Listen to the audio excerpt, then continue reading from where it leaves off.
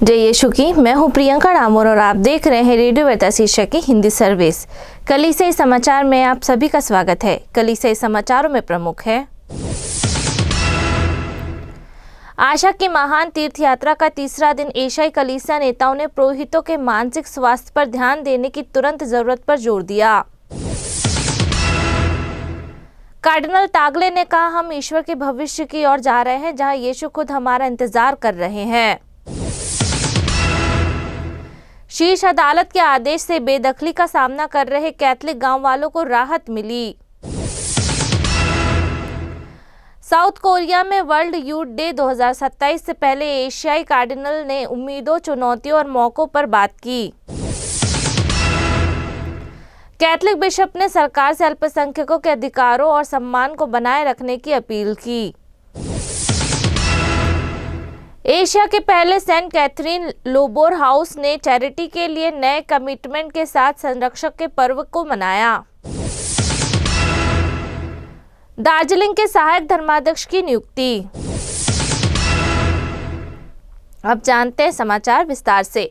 आशा की महान तीर्थ यात्रा का तीसरा दिन। एशियाई कलीसिया नेताओं ने पुरोहितों और मानसिक स्वास्थ्य पर ध्यान देने की तुरंत जरूरत पर जोर दिया। पैगान में चल रहे आशा की महान तीर्थ यात्रा में एक प्रेस कॉन्फ्रेंस के दौरान पुरोहित और बिशप की मानसिक स्वास्थ्य पर एक जरूरी टॉपिक के तौर पर सामने आई, जब कलीसिया नेताओं ने पुरोहितों को अपनी इमोशनल और साइकोलॉजी सेहत बनाए रखने में आने वाली मुश्किलों पर चर्चा की। पेनांग डायसीजन की सोशल कम्युनिकेशन ऑफिस के हेड डैनियल रॉय द्वारा 29 नवंबर को लाइट होटल पेनांग में की गई प्रेस कॉन्फ्रेंस में टोक्यो के archbishop cardinal Tarcisio Isao Kikuchi और होस्ट डायसीजन पेनांग के बिशप कार्डिनल सेबेस्टियन फ्रांसिस ने अपने विचार रखे। दोनों ने पूरे एशिया में पुरोहित को सपोर्ट करने के मकसद से अपने अनुभव और कोशिश शेयर की। रेडियो वार्ता एशिया के general manager father Felmar Fiel SVD ने एक ऐसा सवाल पूछा जो सबकी नजरों में आया। दुनिया भर में पुरोहित और यहाँ तक कि बिशप के मानसिक स्वास्थ्य को लेकर चिंता है। डायसेशन पुरोहित को अकेलापन और बढ़ते दबाव का सामना करना पड़ रहा है। कार्डिनल तागले ने कहा, हम ईश्वर के भविष्य की ओर जा रहे हैं जहां यीशु खुद हमारा इंतजार कर रहे हैं। मलेशिया के पेनांग में चल रही आशा की महान तीर्थ यात्रा के तीसरे दिन को मशहूर minor basilica of Saint Anne के एक बड़े यूक्रिस्ट सेलिब्रेशन के साथ मनाया गया। यह तीर्थ यात्रा का एकमात्र मिस्सा थी जो आम लोगों के लिए खुली थी। पवित्र मंदिर में 1500 से ज्यादा लोगों को संबोधित करते हुए कार्डिनल तागले ने कहा, हम प्रभु की तारीफ करते हैं और उनका शुक्रिया अदा करते हैं जिन्होंने हमें एक कम्युनिटी के तौर पर, आस्था के एक परिवार के तौर पर इकट्ठा किया है। हमें भविष्य के तीर्थयात्री कहा जाता है जो हमारी उम्मीद है। उन्होंने लोगों को याद दिलाया कि 2033 में पास्कल मिस्ट्री की 2000वीं सालगिरह है, लेकिन यह आखिरी मंजिल नहीं है। उन्होंने कहा 2033 को सालगिरह का साल माना जाएगा, लेकिन असलियत यह है कि हम ईश्वर के भविष्य की ओर बढ़ रहे हैं और यीशु वहां हमारा इंतजार कर रहे हैं। साउथ कोरिया में वर्ल्ड यूथ डे 2027 से पहले एशियाई कार्डिनल ने उम्मीदों, चुनौतियों और मौकों पर बात की। एशियाई कार्डिनलों के नेताओं ने आने वाले वर्ल्ड यूथ डे 2027 के लिए उत्साह, उम्मीदों और चिंताएं जाहिर की जो साउथ कोरिया के सियोल में होगा। यह पहली बार है जब यह ग्लोबल गैदरिंग ईस्ट एशिया में होगी। ये बातें पेनांग में आशा की महान तीर्थ यात्रा के एक प्रेस कॉन्फ्रेंस के दौरान शेयर की गई, जिसे पेनांग डायसीजन के सोशल कम्युनिकेशन ऑफ के हेड डैनियल रॉय के कोऑर्डिनेटर ने किया था। 4 cardinal Filipe Neri Ferrao, cardinal Tarcisio Isao Kikuchi, cardinal Pablo Virgilio Ambo David और कार्डिनल सेबेस्टियन फ्रांसिस ने इस बारे में अलग अलग नजरिए पेश किए और वर्ल्ड यूथ डे 2027 पूरे एशिया में युवा कैथोलिकों के आध्यात्मिक और सांस्कृतिक माहौल को कैसे बदल सकता है। शीर्ष अदालत के आदेश से बेदखली का सामना कर रहे कैथोलिक गांव वालों को राहत मिली।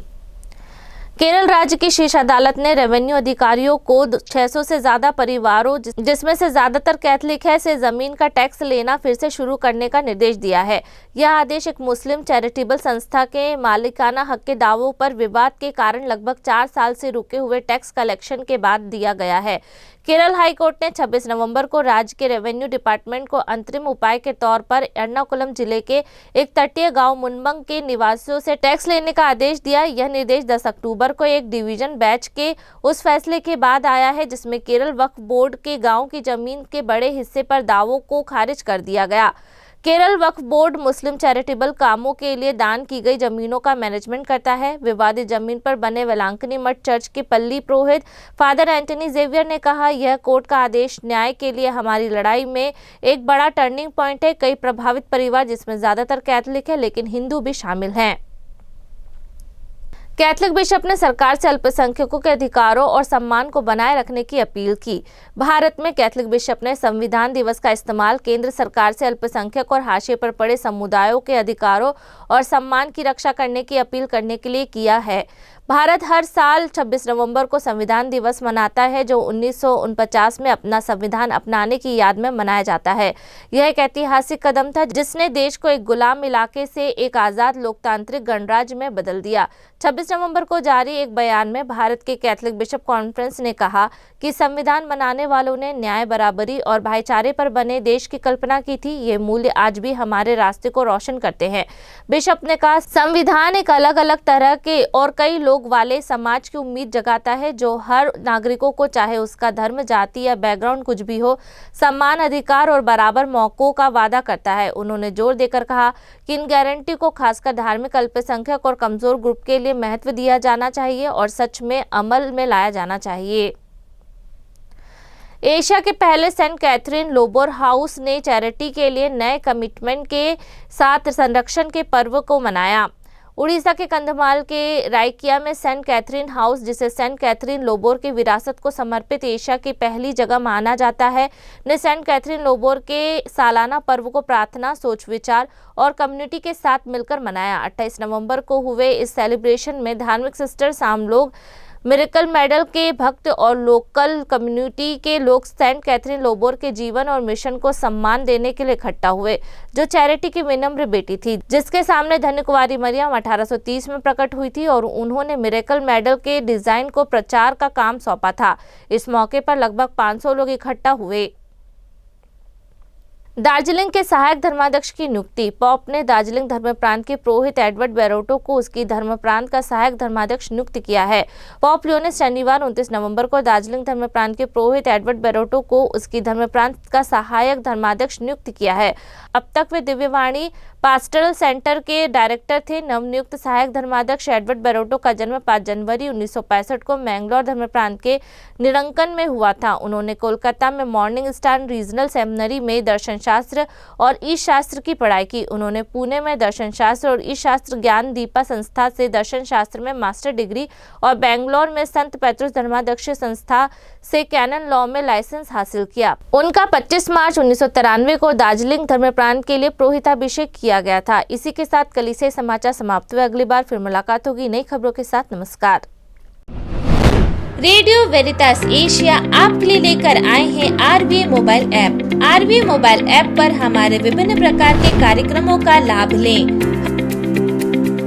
हमसे जुड़े और एशियाई ईसाईयत की आवाज का हिस्सा बने। आज ही ऐप स्टोर एवं प्ले स्टोर से RVA मोबाइल ऐप डाउनलोड करें।